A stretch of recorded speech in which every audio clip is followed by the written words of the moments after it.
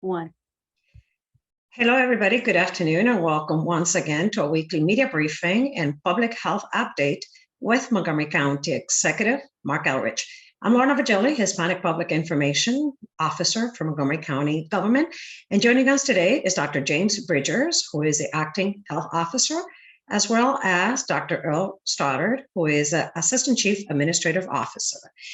Joining us as well is Ms. Kimberly Townsend, who is a Senior Administrator for Communicable Disease and Epidemiology for the Department of Health and Human Services. Sean O'Donnell from the Department of Health will join us momentarily. And a special guest today is Dr. Gilberto Zelaya from the Board of Elections. Reporters, when the Q&A portion of this presentation begins, do remember to use the chat to request your permission to ask questions. And with that, good afternoon to you, Mr. County Executive. So good afternoon, and thank everybody for joining us today. It's hard to believe that election day is a little more than a month away. It doesn't seem like there's been appropriate space. Recently, we got some good news that I think will make this general election run more smoothly. Last week, Montgomery County Circuit Court judge ruled to allow the Board of Elections to start processing of the mail-in ballots ahead of the election day. And as you know, during the primary, the governor vetoed a bill that would have allowed it, and votes were not processed. You know, the mail-ins were not processed until days after the election was over, and it led to a huge backlog since many of our residents used the mail-in ballots, and it really complicated and prolonged the counting process. Now we'll be able to start doing the mailing ballots early, and that's going to be good. It's going to be good news for voters and candidates, and it's going to prevent the long delays that we had in reporting final election results after the primary. And it's going to ensure that newly elected officials will be able to be sworn in on time. This decision changes the ballot counting process used this summer when the Board of Elections had to wait 48 hours after Election Day. As a result, the Board of Elections was swamped, and it took weeks to tally the votes. The General Assembly had passed a law this session that would have corrected that. Unfortunately, the governor vetoed it. But fortunately, we're in a better place right now. So thank you to the court for being reasonable. On a bit of unfortunate news, the Republican nominee for governor, Mr. Cox, has a different view. And yesterday he announced that he was filing a lawsuit designed to reverse the court's decision and have once again our election workers counting ballots for weeks after Election Day. It's my hope the courts will uphold this week's ruling, and I do believe the decision is better for Maryland. And I just want to point out, nothing is gained by delaying it. Whether you process before the election or you process after the election, you do the very same things. And all you do is accomplish delaying the results of the election by counting after the election. And I honestly don't understand. There's not a public purpose served by this. And I think that, you know, when residents have to wait weeks for votes to be counted, it's really demoralizing. And I think it undermines the confidence that people have in the election process. And I think this country doesn't need any more undermining of confidence in the election process. Today with us, we have Dr. Gilberto Zelaya, and he's with the Montgomery County Board of Elections, and he's here to talk about the impact of the latest court ruling. So I'm going to turn this over to him briefly and let him talk and answer questions, I guess. Okay, thank you so much, County Executive. Really appreciate the time and the opportunity to engage individuals today. We're going to go briefly and talk, high level on certain talking points regarding the current general election for 2022. Regarding the court relief or yesterday's appeal, at the end of the day, the opportunity to serve our voters better, it's the goal. So depending on what occurs right now, our team, we are planning for the mailing canvas. We have obviously two plans, after October 1st or on Thursday, November 10th. So depending on what comes out with the litigation, we will move forward, and we have no comment on the pending litigation right now. Moving forward, we do request individuals, once they receive the mail-in ballot, to ensure that you return that ballot as soon as possible. Don't hold on to those ballots, don't procrastinate. The sooner we get them at the Board of Elections, the sooner we could do our due diligence to check them in as received, sort, and get prepped for canvass. As of yesterday, the 27th of September, we have received about 119,000 mail-in ballot requests. By week's end, the Maryland State Board of Elections will mail out approximately 97,800 mail-in ballots. Last weekend, the military overseas ballot have gone out. So the goal is that we will receive the vast majority. Compared in 2022 primary, we had a 65% return rate. So nonetheless, depending on the litigation, we are here to serve. Out of the 119,000 mail-in ballot requests, about 17,900 are the web delivery, the infamous web delivery mail-in ballot. We do request voters. If you did request a mail delivery, it's understandable if you are doing research on Mount Kilimanjaro to request the web delivery. But if you're in Montgomery County or you're a domestic voter within the 50 states of our union, we do request that you change that to the traditional card stock, because it will remove the administrative burden on our staff and our poll workers to duplicate those web delivery ballot. The deadline to request the web delivery, the mail-in ballot is November 1st. And the easiest way to make this request is texting the 3 letters VBM to 77788.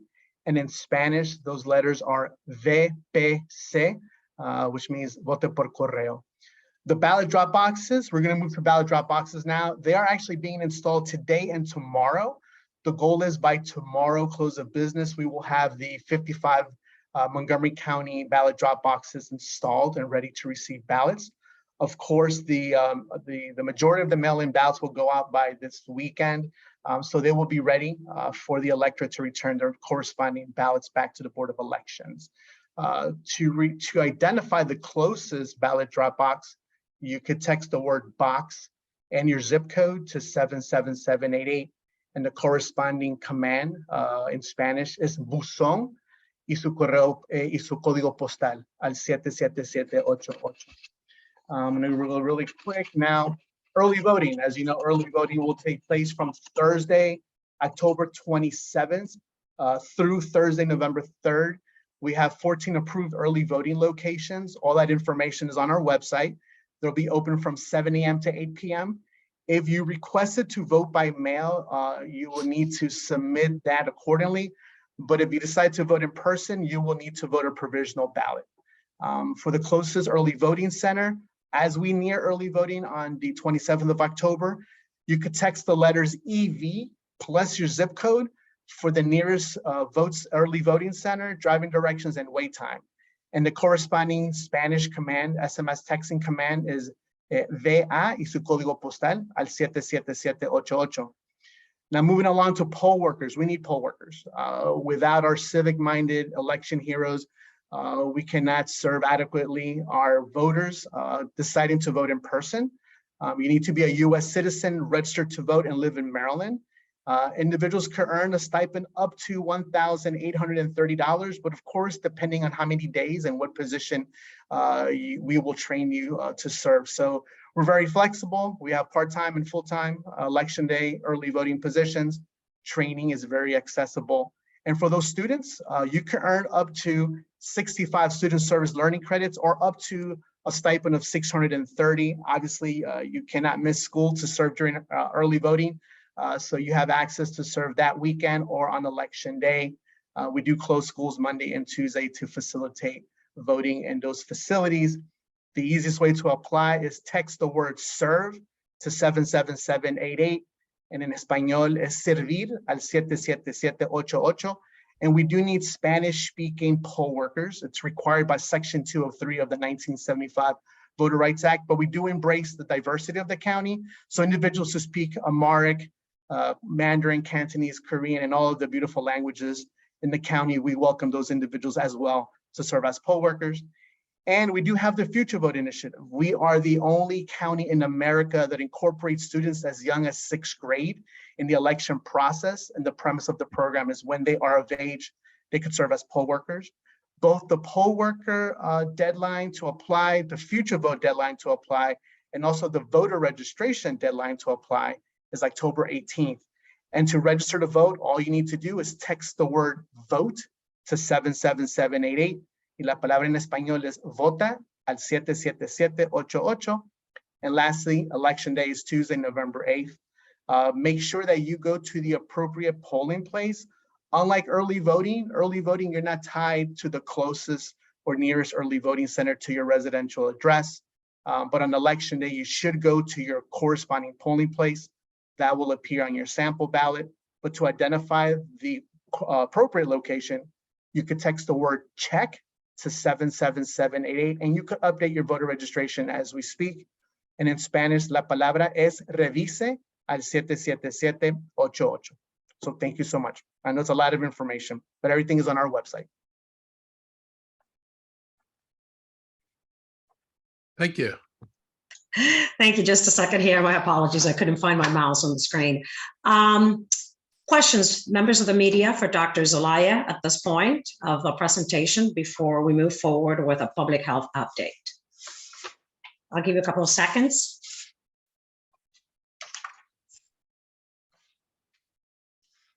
Any questions, reporters, regarding elections, the upcoming general election in November? Going once? Going twice? I guess not. Thank you, Dr. Zelaya, for joining us today and all of that information. We'll see you again soon. And thank you. Thank you so much. Take care, everyone. Stay safe. We can move forward, Mr. County Executive, with a public health update. Okay, so we're going to go next to, this is National Energy Awareness Month. And with October just a few days away, I want to put Energy Action Month on everybody's radar. Next week, our Department of Environmental Protection and I will be encouraging residents to be more energy conscious. The goal is to reduce the use of carbon-based energy and begin to adopt alternative energy sources like electricity generated from solar and wind. Throughout the month of October, we're going to be leading the public push for people to make decisions about different ways they can power their lives. And next week is going to be Electrified Your Ride Week. Following week will be Electrify Your Home. And the week after that will be Electrify Your Kitchen. And then we're going to wrap up the month with Electrify Your Lawn. I have myself, I now have solar panels on my house. I've got an electric car. I'm contemplating changes to my appliance setup so I can take the next step in this process myself.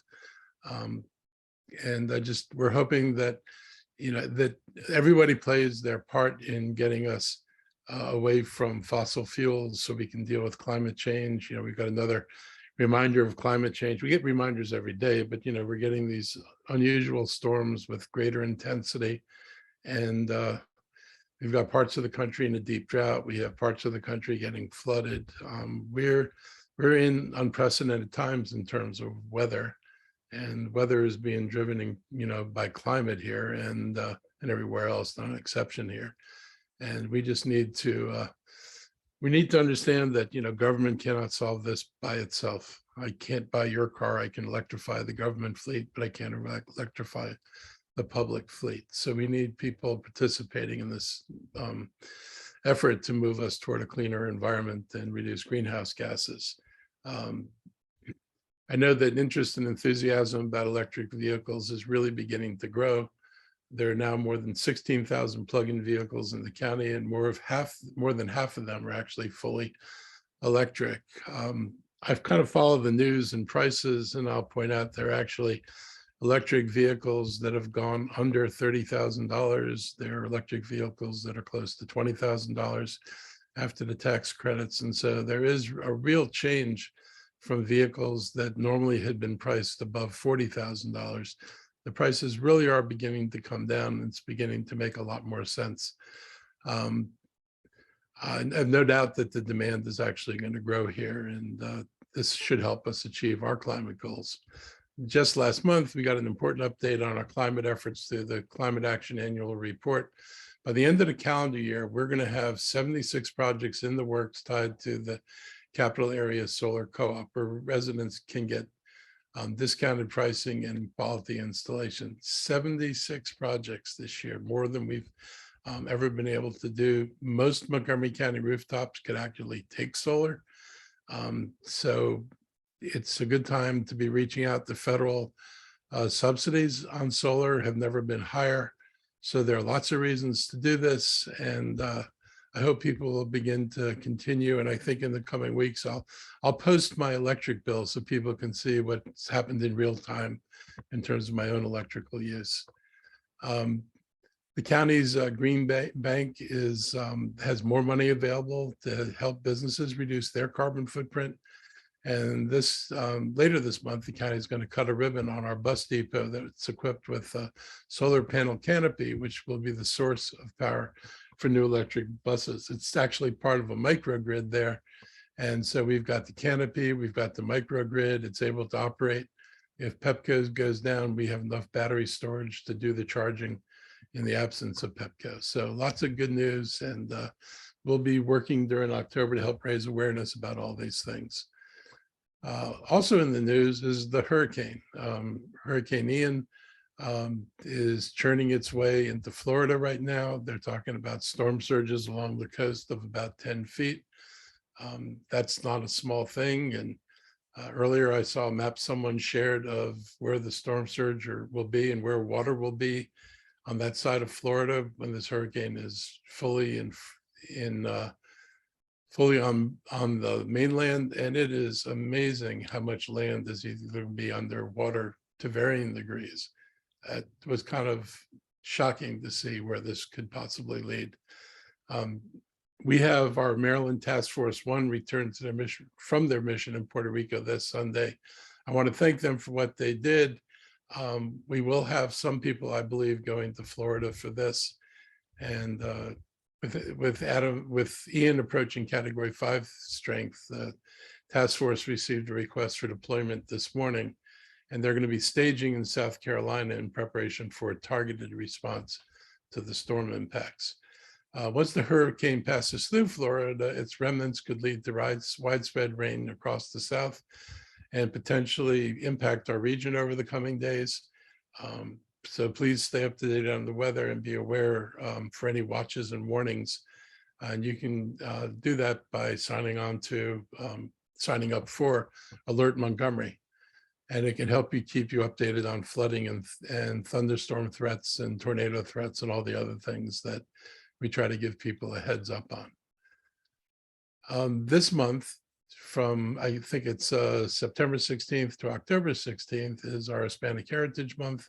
And we've been doing a tour of businesses that we started last week, and we continued this week with a trip up I-270. The first stop we went to was a new art gallery in Bethesda in the Kentlands. It's the second space opened by two women behind Rofa and Beta Galleries.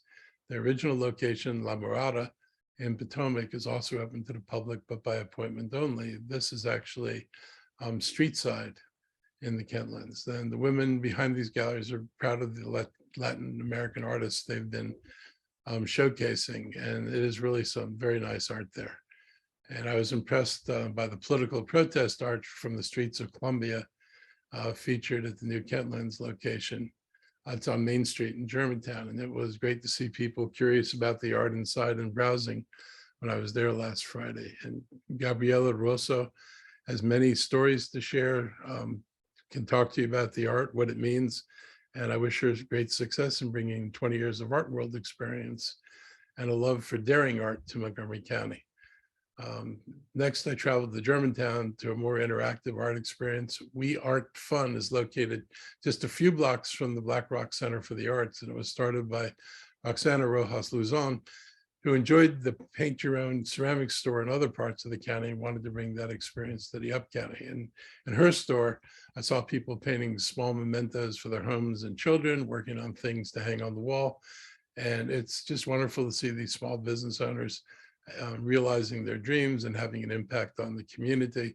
And everybody I talk to, you know, their vision includes not just I wanted to open a business, I wanted to open a business that would be welcome and have an impact on the community, and they're definitely doing that. And we're sharing pictures from all of our visits on Facebook and Twitter pages, and they're also available on the county's Flickr page if you want to look at some of the art and work that's being done.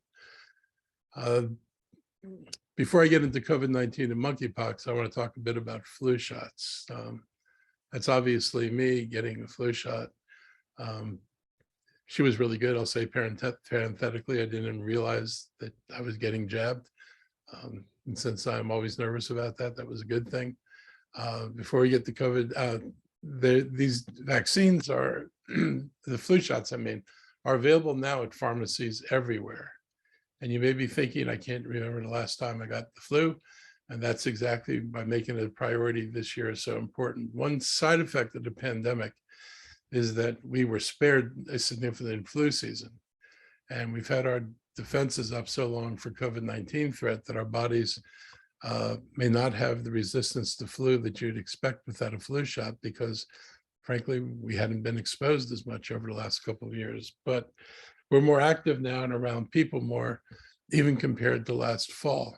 So please consider visiting a pharmacy, booking an appointment with your family doctor to get your flu shot. The county will host a few flu clinics in October and November. You can call 311 for more information about flu shots available throughout the county, or set an appointment. But remember, flu shots are widely available right now at pharmacies and doctor offices.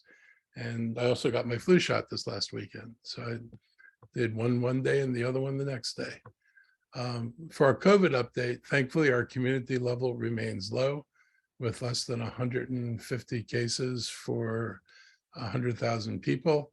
But as you probably noted, as you watch this on a regular basis, these numbers haven't moved very much at this point. That is one thing that stayed relatively level, even though it is in the low transmission range.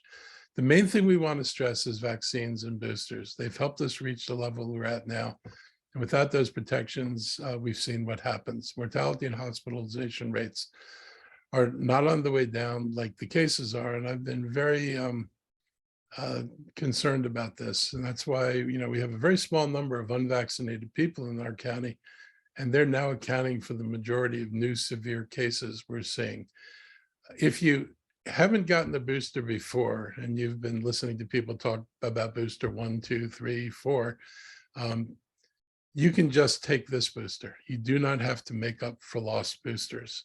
I want to be clear about that. If you've only had one booster before, this is still the right booster to take. It's a bivalent booster, meaning that it's effective against both the original Omicron strain for which the boosters were designed, but it's been modified. Sorry about that. It was effective for the original strain of COVID. That's what they were designed for.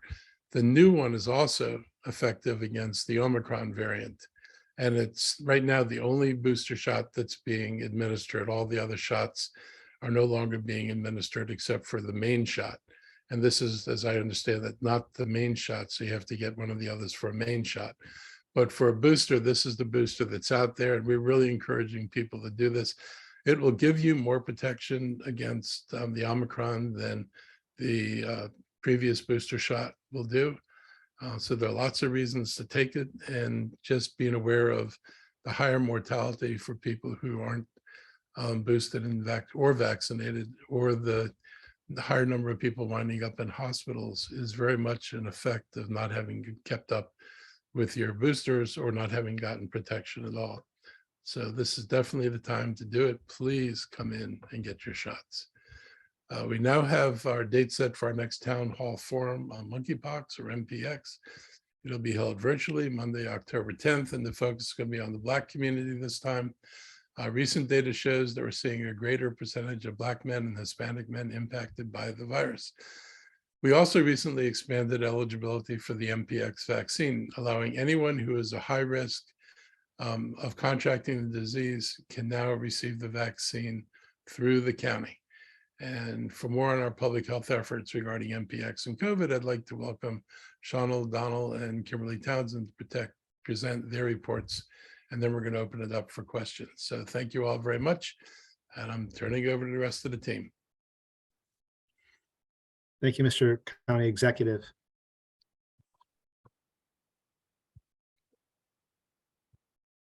To go to our COVID updates, initially, again, to remind our media and our residents that are following along, we are tracking the typing of the variants. There is 2 new variants that have right now minimal impact, but we are tracking them, BF7 and BA2.75. We'll continue to track on that. It's not currently causing a significant number of illnesses, but those are 2 ones that have been identified. When we look at our data within the county on case rates, as we mentioned before, we track case rates by vaccination status, and you can see in the lower left our case rates by unvaccinated versus vaccinated, and we've noticed over the last week an elevation in case rates with the unvaccinated population. So we are tracking along that. We only have currently 1 significant data point in jump, but this is a smaller number of people within our county who are unvaccinated, but we are concerned that case rate appears to have jumped recently.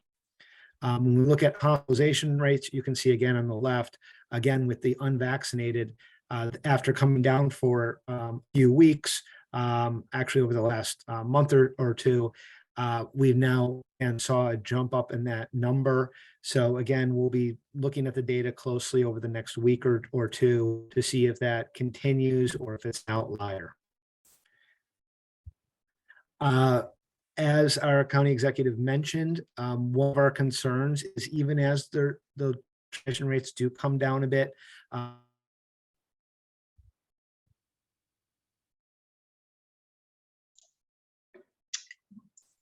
Okay, So I think we lost. I think we lost Mr. O'Donnell. Mr. O'Donnell's actually in Naples, Florida. Oh, he's back. Okay. He had muted. Okay. okay. Can you hear me? Yes. Yeah. Okay, my apologies. I'm going to attempt to share this again.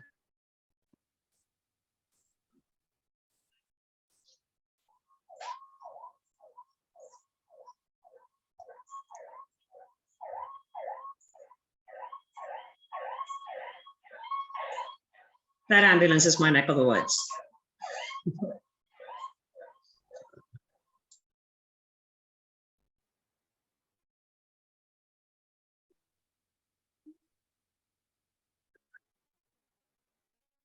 One second, it's not showing. Here we go.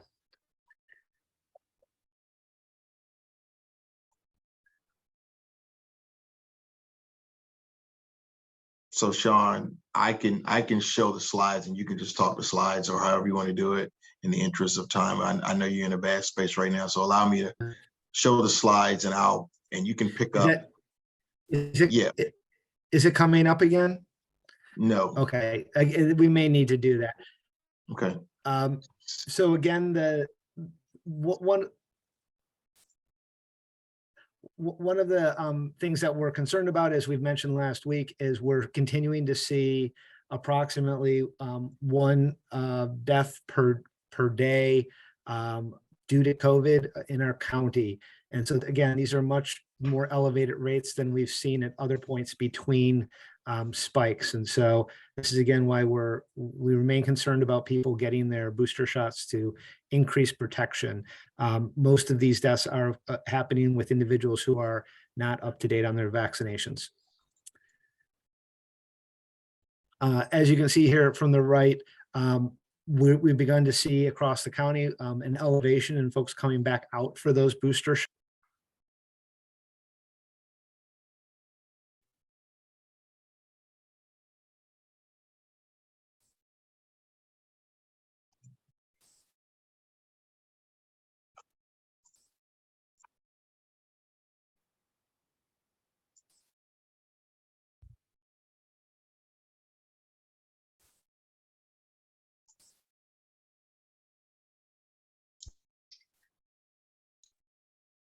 I see that Sean, Mr. O'Donnell, you are muted again.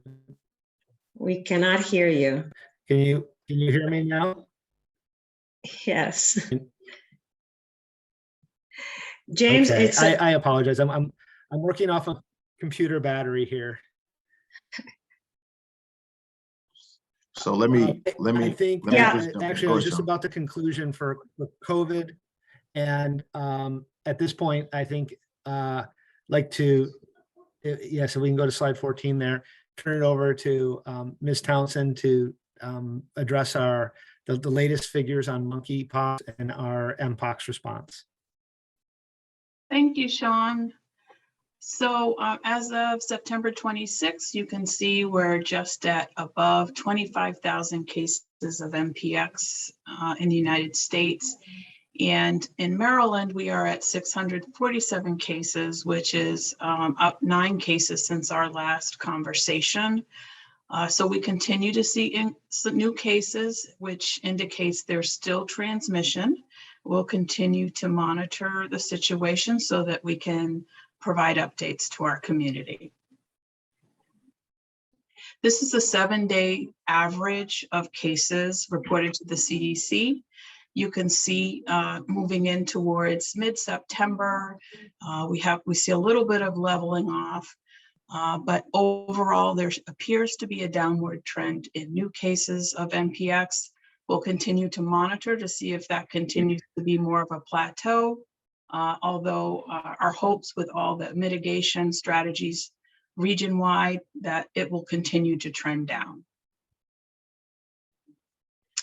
We have 76 cases identified in Montgomery County as of September 23rd. In collaboration with the Maryland Department of Health, our disease control program continues to do tracing, and we have identified 81 cases of contacts. When we do the tracing, we do reach out to provide and offer vaccination for those that have been exposed. And according to our Maryland data, we've vaccinated just over 2,000 Maryland residents in our county. And you can see to the right there in terms of positive cases by specimen in our county, we also are demonstrating a downward trend of new cases. So here it is notable that there are a few groups that we are going to be reaching out to increase vaccination for MPX, particularly our communities that, for example, our Black and African American communities, where about 30% of our cases are. We are seeing about 20% of this community is coming out for vaccination. So again, we are doing several things to help reach communities that are impacted, such as providing education, reaching out to our community partners, providing vaccinations at our sites, as well as the town hall that's coming up soon that will be helping us communicate with our Black and African American communities about preventing spread of Mpox in the community. And of course, we continue to provide vaccination to our priority 1 and 2 groups for post-exposure prophylaxis or prevention. And as mentioned earlier, we have expanded our groups, so we are now providing prevention or preventive vaccination to those that are at highest risk. So we continue to do those. Again, just to remind everyone, we do have enough vaccine to provide for those that are at highest risk, including those that are pre-registered on our site. So we continue to monitor those pre-registration applicants and reach out to people that are currently eligible for the vaccine so that we can continue to vaccinate as many people as we can. And with that, I think I will turn it back over to Lorna. Thank you very much, Mr. O'Donnell and Ms. Townsend. Dr. Bridgers, is there anything you would like to add? And I know Dr. Stoddard has some comments regarding the efforts of recovery in Puerto Rico. Sure, Either thank you, or? Lorna. Sure, just a couple of quick items as Mr. O'Donnell, and thank Mr. O'Donnell, who's actually in Florida in the actual eye of the hurricane. And so for his willingness to always support our county executive doing his briefing and providing the COVID update. As Mr. O'Donnell indicated, we're seeing our data in our 6 hospitals to plateau, but we still need to increase our booster rates, as Mr. County Executive indicated. And so he's charged us with looking at multiple strategies outside of education, media. But if you recall that Dr. Stoddard and I, over a year and a half ago, worked with the University of Maryland and some of the studies that they did on vaccine hesitancy and apathy, and some of the data analysis that they did, we received information this morning that the National Association of City and County Health Officials will be releasing funding for in collaboration with the CDC to examine and address and target vaccine hesitancy. So we will be moving forward with that to increase our ability to have more folks boosted with the current bivalent vaccine that's available. So I just wanted to add that point. Thank you, Lauren, and I'll turn it over back to you or to Dr. Stoddard. Thank you, Dr. Bridges. Dr. Stoddard. Yeah, just a quick update. Just wanted to provide an update to something the county executive had said. The FEMA team from Montgomery County Fire Rescue will not be deploying down in South Carolina. They're sort of in a holding pattern, figuring out what additional water resource assets are going to be needed by FEMA. So as you can imagine, with the landfall just occurring now, there's a lot of moving parts to this, and we're trying to work through all the details before we can confirm exactly how or what we'll be doing to support. There are definitely members from Fire Rescue responding to assist Florida through various team efforts. And I know that there are requests that are being processed through the Florida Emergency Management Agency that are coming up to the state of Maryland that we also expect to be able to support, actually going back and forth on those as we speak. So more information later on how we'll be supporting the efforts in Florida, but just wanted to make that update to what the county executive said. So that's all I got.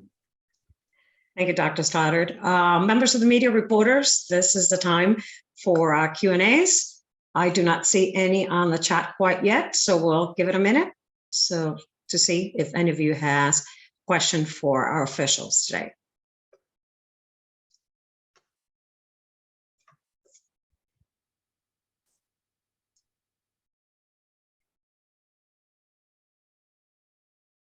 Any questions, members of the media? I'll give you one more second or two.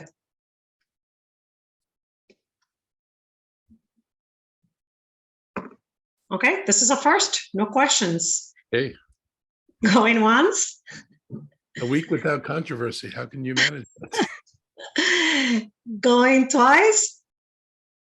I guess we're done for today. Thank you, everybody, for joining us. Thank you, officials, members of the media that participated. And we'll see you again next week. Have a great and safe afternoon. Thank you all. Bye, everybody.